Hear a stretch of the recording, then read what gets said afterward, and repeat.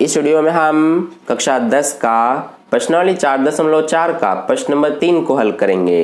तो चलिए स्टार्ट करते हैं इस वीडियो को।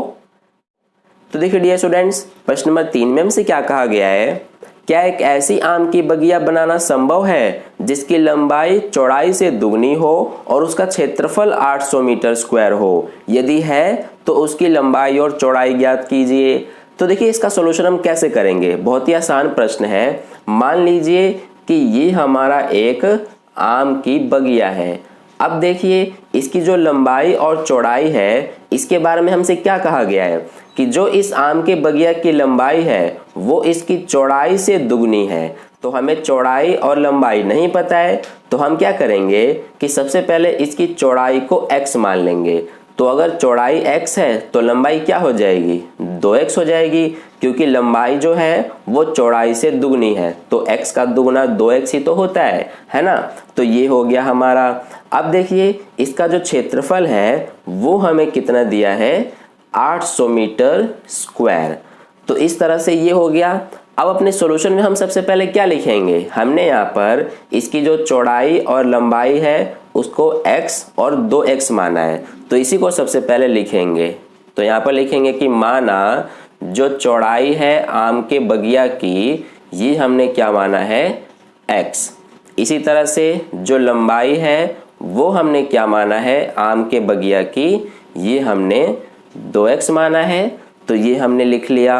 अब देखिए जो आम की बगिया है उसका क्षेत्रफल हमें दिया गया है, तो यहाँ पर लिख लेंगे क्षेत्रफल कितना दिया है हमें, 800 मीटर स्क्वायर।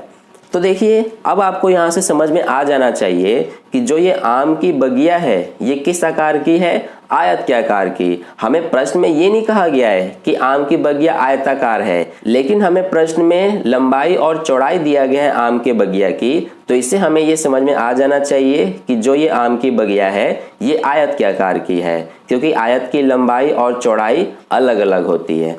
ठीक है, तो यहाँ पर अब हम क्या करेंगे कि जो ये क्षेत्रफल है इसकी जगह पर हम क्या लिखेंगे, आयत का क्षेत्रफल, क्योंकि जो ये आम की बगिया है ये आयत के आकार की है।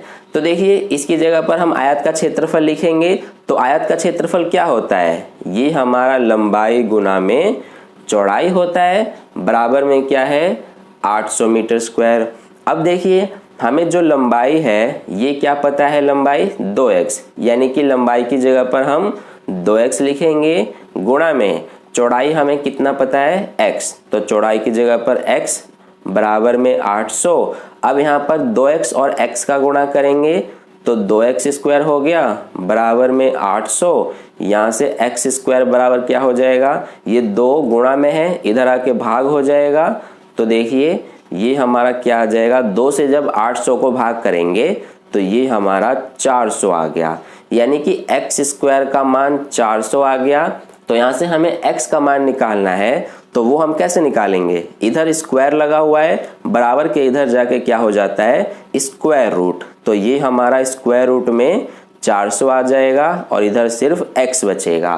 तो देखिए तो यहाँ पर हमारा वर्गमूल में 400 है, तो 400 का वर्गमूल क्या होता है, ये जैसा कि आपको पता है कि 400 का वर्गमूल 20 होता है ना, क्योंकि 20 गुणा 20 400 ही तो होता है। तो इसीलिए 400 का वर्गमूल 20 हो गया। अब जो ये 20 है ये एक बार हमारा प्लस में आएगा और एक बार माइनस में आएगा, क्योंकि जब भी हम किसी संख्या का वर्गमूल लिखते हैं तो वो हमारा एक बार प्लस में और एक बार माइनस में होता है, ये बात जैसा कि आपको पता होगा। तो देखिए अब यहाँ पर हमारा जो x का मान है ये एक बार प्लस में है और एक बार माइनस में है। तो इसको हम इस तरह से लिखेंगे, ये माइनस को हटा देंगे और इसको हम एक बार x बराबर में प्लस का 20 लिख देंगे और एक बार x बराबर में माइनस का 20। ठीक है, तो ये हो गया। अब यहाँ पर ध्यान दीजिए, जो यहाँ पर हमारा ये x का मान -20 है ये हमारा कैंसिल हो जाएगा, यानी कि इसको हम रिजेक्ट कर देंगे, ये हम x का मान नहीं लेंगे। अब ये वाला x का मान क्यों नहीं लेंगे, क्योंकि देखिए हमने x क्या माना है, हमने x को ये जो आम की बगिया है उसकी चौड़ाई माना है। तो देखिए आम की बगिया आयत के आकार की है, तो जैसा कि हमें पता है कि किसी भी आकृति की जो लंबाई या फिर चौड़ाई होती है वो कभी भी ऋणात्मक यानी कि माइनस में नहीं होती है। तो इसीलिए ये जो माइनस में 20 है इसको हम कैंसिल कर देंगे, हमारा x का मान ये 20 हो जाएगा। ठीक है, तो इस तरह से हमें पता चल गया x का मान। अब यहाँ पर देखिए प्रश्न में हमसे क्या पूछा गया है कि क्या एक ऐसी आम की बगिया बनाना संभव है जिसकी लंबाई चौड़ाई से दुगनी है। तो इसका आंसर लिखेंगे हम हाँ, ऐसी आम की बगिया बनाना संभव है जिसकी लंबाई चौड़ाई से दुगनी है और उसका क्षेत्रफल 800 मीटर स्क्वायर है। तो देखिए अब यहाँ पर हम सबसे पहले जो बगिया है आम की उसकी चौड़ाई बता देते हैं। तो चौड़ाई को हमने x माना है और x का मान 20 है, तो इसीलिए चौड़ाई क्या हो जाएगी 20 और ये मीटर आ जाएगा क्योंकि क्षेत्रफल हमें मीटर स्क्वायर में दिया है। तो अब देखिए ये होगी चौड़ाई। अब लंबाई भी हम बता देंगे, तो लंबाई क्या हो जाएगी, देखिए लंबाई को हमने 2x माना है, यानी कि 2 गुणा में x का मान 20 है तो ये आ जाएगा 40 मीटर। तो ये हमारा 20 मीटर और 40 मीटर यही आंसर है। तो इस तरह से प्रश्न नंबर 3 का सॉल्यूशन कंप्लीट हुआ। आई होप आपको अच्छे समझ में आ गया है। अगर आपको वीडियो अच्छा लगा है तो लाइक कर देना, अपने दोस्तों के साथ शेयर कर देना और पहली बार वीडियो को देख रहे हैं तो चैनल को सब्सक्राइब करके बगल में जो बेल आइकन आता है उस पर ऑल वाले पे क्लिक कर लेना ताकि नेक्स्ट वीडियो जैसी अपलोड की जाए उसका नोटिफिकेशन सबसे पहले आपको मिल जाए। मिलते हैं फिर अगली वीडियो में। धन्यवाद।